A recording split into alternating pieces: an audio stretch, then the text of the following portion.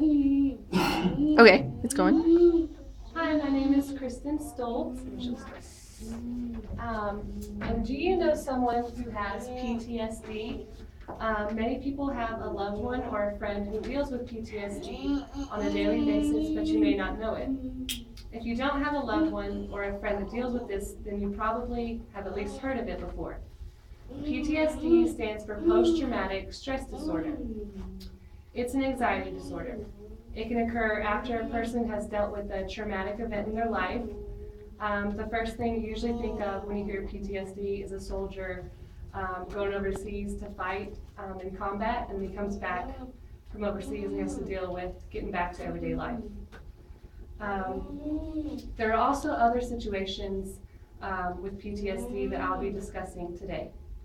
It's important to know the warning signs of someone with this disorder and how to be supportive of someone who is fighting an inner battle within themselves. I decided to speak on this topic because I have a lot of family members and some loved ones that I've been with who have come back from war that they have dealt with PTSD. And I also think it's beneficial for others to learn about as well. According to the website makingtheconnection.org, which is a website that's mainly there to help returning soldiers come back from combat, some symptoms of PTSD are recurring memories or nightmares of the event, sleeplessness, loss of interest or feeling numb, anger, irritability, and having trouble staying or going to sleep. Most survivors of trauma return to normal only after a little bit.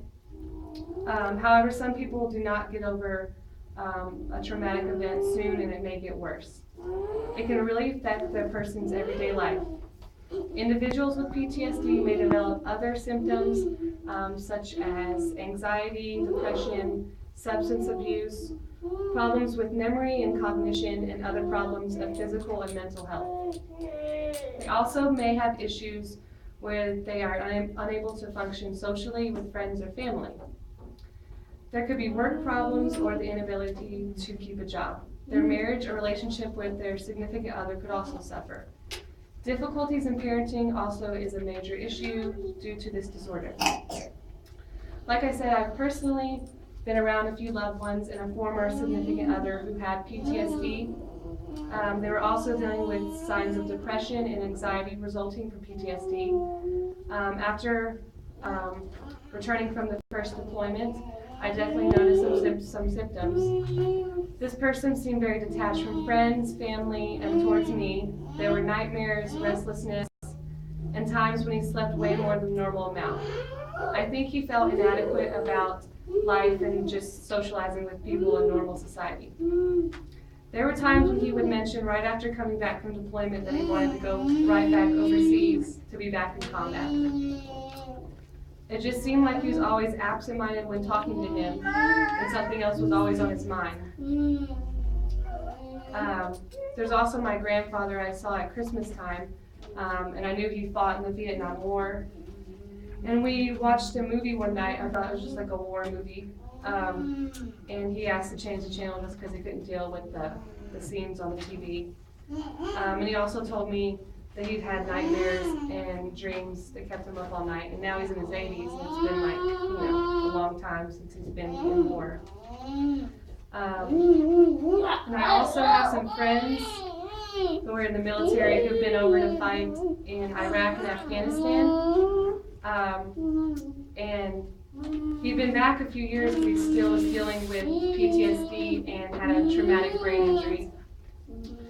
And then alcohol also affects PTSD in a real negative way. The times when my friend would most likely lash out would be when he was drinking alcohol. When he would drink, he would tell me about some of the struggles he was dealing with, and sometimes his behavior seemed like a light switch, kind of like bipolar, when he was drinking alcohol and when he wasn't. His behavior was really sporadic.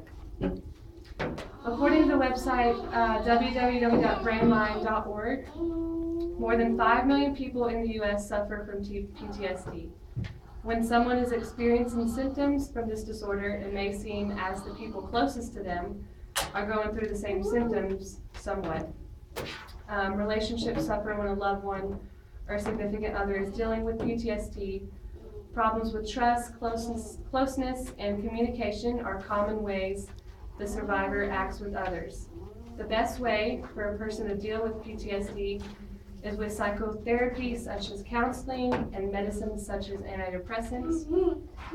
Early treatment is important because it may reduce long-term symptoms, and many people do not seek treatment for PTSD, which I told my friends and a former significant other that he should get help for PTSD, but he never did just because they think they don't need help. PTSD is not treated until the individual has had symptoms that last for at least 1 month if they cause significant distress or have problems with work or home life. The sooner PTSD is confronted, the better it is to deal with. It is hard to try and convince someone, like I just said, that they need help with PTSD. All you can do is bring the topic up to them and try not to pressure them, or they'll just push you away. I hope that you've learned more about what PTSD is and how to recognize it and help someone get through it. The more research and facts are brought about now to our society to hopefully help survivors be more aware of them.